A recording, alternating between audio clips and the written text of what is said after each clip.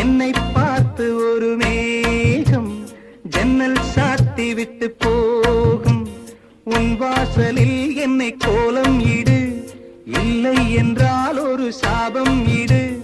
பொன்னாரமே